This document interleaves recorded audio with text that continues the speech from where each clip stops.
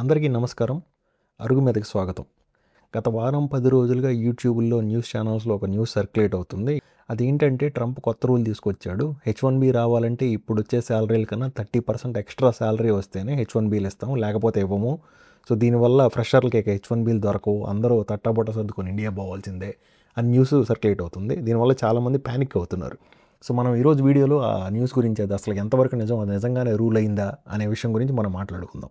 Okay, ఇప్పుడు అసలు ఏం జరిగింది అనే విషయంలోకి వెళ్తే కనుక మార్చి 26, 2026న యుఎస్ డిపార్ట్మెంట్ ఆఫ్ లేబర్ ఒక ప్రపోజల్ తీసుకొచ్చింది. ఆ ప్రపోజల్లో ఏం చెప్తుందంటే హెచ్-1బీలు రావాలంటే ఇప్పుడు జనానికి ఇచ్చే శాలరీ కన్నా 30% ఎక్స్ట్రా శాలరీ, స్పెషల్గా ఎంట్రీ లెవెల్ జాబ్స్ అంటే ఫ్రెషర్ జాబ్కి ఇప్పుడు వచ్చే శాలరీ కన్నా 30% ఎక్స్ట్రా శాలరీ ఉంటేనే వాళ్ళు హెచ్-1కి ఎలిజిబుల్ అవుతారు, లేకపోతే అవ్వరు అని ఒక ప్రపోజల్ తీసుకొచ్చింది.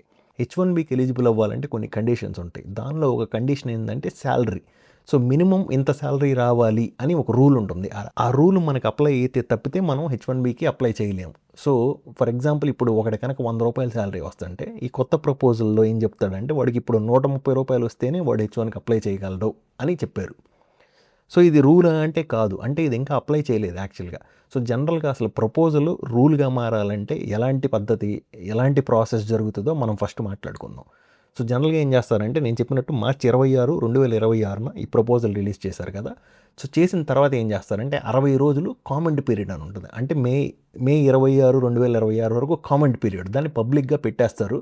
పెట్టినప్పుడు యూనివర్సిటీస్ కానీ, కంపెనీలు కానీ, లేదంటే లాయర్స్ కానీ, ఇండివిజువల్స్ అంటే మనలాంటి వాళ్ళు కానీ ఆ ప్రపోజల్ చదివేసి అక్కడ మనం కామెంట్లు రాయొచ్చు. అంటే దీనివల్ల ఇది ప్రాబ్లము, లేదంటే దీనిలో ఇది బాగుంది అని మనకి నచ్చిన కామెంట్స్ మొత్తం రాయొచ్చు. దానిలో రాసిన తర్వాత ఆ 60 రోజులు అయిపోయిన తర్వాత యూఎస్ డిపార్ట్మెంట్ ఆఫ్ లేబరు ఆ కామెంట్స్ అన్నీ చూస్తుంది, చూసేసి అనలైజ్ చేస్తుంది. అంటే మనం పెట్టిన ప్రపోజల్ ఏంటి, జనాలు ఏమనుకుంటున్నారు, ఎవరు కరెక్టు, ఎక్కడ ఏం ఇష్యూస్ ఉన్నాయి అని అనలైజ్ చేసేసి ఫైనల్ రూల్ ప్రపోజ్ చేస్తుంది. ఫైనల్ రూలు రిలీజ్ చేయగానే అదే ఇక రూల్ అంటే ఏంటంటే ఇంక అది అమలైపోతుంది వెంటనే. సో దీన్ని బట్టి మీకు అర్థమయ్యేది ఏంటంటే అమెరికాలో ఏది కూడా రాత్రికి రాదే అమలైపోదు. సో దీనికి ఒక పెద్ద ప్రాసెస్ జరుగుతుంది. సో ఇందాక నేను చెప్పినట్టు ప్రపోజల్ తర్వాత రూల్ అయిన వెంటనే, రూల్ అయినంత మాత్రాన అది వెంటనే అప్లై అయిపోవాలని కూడా లేదు కొన్ని కేసెస్లో. సో రూల్ రిలీజ్ అవ్వగానే చాలామంది లాయర్స్ కానీ, మన ఐటీ కంపెనీలు కానీ కేసులు వేస్తారు ఆ రూల్ మీద. వాళ్ళకి ఇబ్బంది జరుగుతుంది కాబట్టి వాళ్ళు ఊరుకునే ఉండరు కదా. సో వాళ్ళు కేసు వేస్తారు, ఏమని, ఈ రూల్ మంచిది కాదు, దీనివల్ల మనకి యాక్చువల్గా చాలా నష్టం జరుగుతుంది అని కేసులు వేస్తారు. అంటే వాళ్ళ ఆర్గ్యుమెంట్ ఎలా ఉంటుందంటే ఇప్పుడు దీని శాలరీలు చాలా వరకు ఒక్కసారిగా సడన్గా పెంచమన్నారు. సో వాళ్ళు ఏం చెప్తారంటే ఈ రూలు చాలా అగ్రెసివ్గా ఉంది, మాకు స్లోగా పెంచినా ఒక అర్థం ఉంది, సడన్గా ఇంత పెంచమంటే ఎలా పెంచుతాము అని ఒక ఆర్గ్యుమెంట్. ఇంకొక ఆర్గ్యుమెంట్ ఏంటంటే ఇప్పుడు ₹100 ఇచ్చేవాడికి 130 ఇవ్వమంటే మేము కట్టలేం కదా. సో వాళ్ళు ఏం చేస్తారంటే దీనివల్ల అమెరికాకి నష్టం జరుగుతుంది. ఎలా అంటే ఇప్పుడు మేము ఇక్కడ ఉండే వాళ్ళకి జాబులు ఇవ్వం కదా, 130 మేము ఎందుకు కడతాం, దీని బదులు వేరేది చీప్గా ఉన్న కంట్రీస్కి మేము ఆఫ్ షోర్ చేసేస్తాం జాబ్స్ అని అటు పంపించడం వల్ల అమెరికాకి యాక్చువల్గా నష్టం జరుగుతుందని ఒక ఆర్గ్యుమెంట్ చేస్తారు. అది. ఇంకొకటి ఏంటంటే మన స్టార్టప్స్ కానీ, యూనివర్సిటీస్ కానీ అంత ఎక్కువ శాలరీలు పే చేయవు జనరల్గా హెచ్-1బీ వాళ్ళకి. సో వాళ్ళు ఏం చెప్తారంటే దీనివల్ల మాకు పూర్తిగా నష్టం జరుగుతుంది, మేము అసలు అంత శాలరీలు కట్టలేము, ఇక మాకు ఎంప్లాయీలు ఎలా దొరుకుతారని వాళ్ళ ఆర్గ్యుమెంట్ వాళ్ళు చేస్తారు. సో ఇలా రకరకాలుగా చాలామంది కోర్టులో కేసులు వేయటం వల్ల లాయర్లు కానీ, జడ్జిలు కానీ చాలామంది దీని మీద స్టే ఇచ్చేస్తారు, అంటే రూల్ని ఆపేస్తారు అప్లై చేయటం. సో అది జరుగుతుంది. సో అది next stage. Okay, so next ఒకవేళ ఈ ప్రపోజల్ కనుక ఇప్పుడు వాడు చెప్పినట్లే రూల్గా అయితే కనుక ఎవరు ఎక్కువగా ఇంపాక్ట్ అవుతారు అనే దాని గురించి మాట్లాడుకుందాం.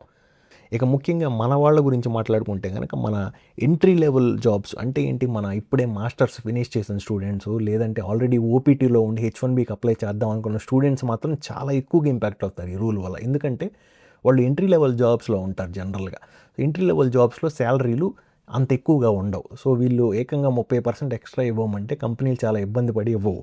కాబట్టి ఈ ఫ్రెషర్స్ మాత్రం చాలా ఎక్కువగా ఇంపాక్ట్ అవుతారు ఈ కొత్త రూల్ వల్ల. సో కంపెనీస్ కూడా మా దగ్గర అంత బడ్జెట్ లేదు అని చెప్పి అసలు ఫ్రెషర్స్ని మన స్పెసిఫిక్గా మన F1 స్టూడెంట్స్ని హైర్ చేసుకునే ఛాన్సెస్ బాగా తగ్గిపోతాయి ఈ రూల్ కనుక నిజంగా అప్లై అయితే. సో అదే మనకి వర్స్ట్ కేసు. సో దీనివల్ల చాలామంది స్టూడెంట్స్ ఇండియా తిరిగి వెళ్ళిపోవాల్సిన సిచ్యువేషన్లు ఏర్పడవచ్చు. దీనిలో చాలామంది ఇంపాక్ట్ అవుతారు ఇది నిజంగా రూల్ అయితే కనుక. దానిలో ఒకటి ఏంటంటే మేజర్ టెక్ కంపెనీలు అంటే గూగుల్, అమెజాన్, మైక్రోసాఫ్ట్ ఇలాంటి కంపెనీలు, వీళ్ళు కొంతమేరకు ఇంపాక్ట్ అవుతారని చెప్పొచ్చు. కానీ దీనిలో ఇంకొకటి ఏంటంటే వాళ్ళు అంత ఎక్కువ ఇంపాక్ట్ అవ్వకపోవచ్చు. దానికి కారణం ఏంటంటే వాళ్ళు ఆల్రెడీ చాలా ఎక్కువ శాలరీ పే చేస్తారు మన హెచ్-1బీ వర్కర్స్కి. ఇంకొక 30% ఎక్స్ట్రా కట్టమన్నా వాళ్ళకి భయంకరమైన ఇబ్బంది జరిగేది ఏం లేదు. సో వాళ్ళు కట్టగలరు. వాళ్ళు కొంచెం ఇంపాక్ట్ అవుతారు. వాళ్ళకి చెప్పాలంటే ఇది కొంచెం మైనర్ ఇన్కన్వీనియన్సే అవుతుంది కానీ భయంకరమైన ఇంపాక్ట్ అయితే అయ్యే ఛాన్సెస్ తక్కువ. సో దీనిలో మెయిన్గా ఇంపాక్ట్ అయ్యేది వచ్చేసి స్టార్టప్ కంపెనీలు. స్టార్టప్లు జనరల్గా ఎక్కువగా శాలరీలు ఇచ్చుకోలేవు కాబట్టి వాళ్ళనంగా 30% పెంచమంటే వాళ్ళు డెఫినెట్గా చాలా ఇంపాక్ట్ అవుతారు. దీనివల్ల వాళ్ళు ఎక్కువ మంది H1Bలని హైర్లు చేసుకోరు. ఈ రూల్ వల్ల ఇంకా నెక్స్ట్ బాగా ఇంపాక్ట్ అయ్యేది వచ్చేసి మన సర్వీస్ ఓరియంటెడ్ కంపెనీస్, స్పెసిఫికల్గా TCS, విప్రో, ఇన్ఫోసిస్ ఇలాంటి కంపెనీలు చాలామంది ఇండియన్స్ని చాలా తక్కువ శాలరీ ఇచ్చేసి అమెరికా పంపిస్తారు H1Bల మీద. సో వాళ్ళు తిప్పి కొడితే 100K కూడా ఇవ్వరు శాలరీలు. సో వాళ్ళు డెఫినెట్గా చాలా ఇంపాక్ట్ అవుతారు దీనివల్ల మన ఇండియన్స్ యూఎస్కి రావడం చాలా తగ్గిపోతుంది. సో వాళ్ళు బాగా ఇంపాక్ట్ అవుతారు, అదొకటి. Next universities and research organisations కూడా బాగా ఇంపాక్ట్ అవుతాయి. సో ఎందుకంటే వాళ్ళు జనరల్గా ఎక్కువ శాలరీలు ఇవ్వరు H1Bలకి. సో వాళ్ళు కూడా బాగా ఇంపాక్ట్ అవుతారు. ఇక ఫైనల్గా రియాలిటీ చెక్ గురించి మాట్లాడుకుందాం. అసలు మెయిన్ క్వశ్చన్, అసలు ఇప్పుడు ఈ ప్రపోజల్ నిజంగా యాజ్ ఇట్ ఈజ్గా రూల్ అయ్యే ఛాన్సెస్ ఎంతవరకు ఉన్నాయి అని మనం మాట్లాడుకుంటే అది చాలా తక్కువే అని చెప్పొచ్చు. ఎందుకంటే దానికి రకరకాల కారణాలు ఉన్నాయి. ఎందుకంటే కామెంట్ పీరియడ్స్ తర్వాత చాలా చేంజెస్ వస్తాయి ఇప్పుడున్న ప్రపోజల్లో.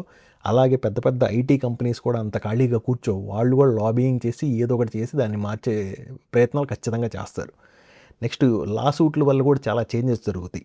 సో ఇప్పుడున్న ప్రపోజల్ యాజ్ ఇట్ ఈజ్గా రూల్ అయ్యే ఛాన్సెస్ మాత్రం చాలా తక్కువ. కాకపోతే ఈ ఉన్న ప్రపోజల్లో చాలా మేజర్ చేంజెస్ జరగవచ్చు. అంటే ఇప్పుడు ప్రజెంట్ 30% పెంచమన్నారు కదా, వాళ్ళు దాన్ని 5%కో 10%కో పెంచమని చెప్పేసి దాన్ని రూల్గా చేసే ఛాన్సెస్ చాలా ఎక్కువ ఉన్నాయి. సో ఇది రూల్గా అయితే అవుతుంది కానీ ఇప్పుడు ఉన్నంత కఠినంగా అయితే అవ్వదు డెఫినెట్గా. సో అది నా ఫైనల్ ఫీలింగ్ దీని గురించి.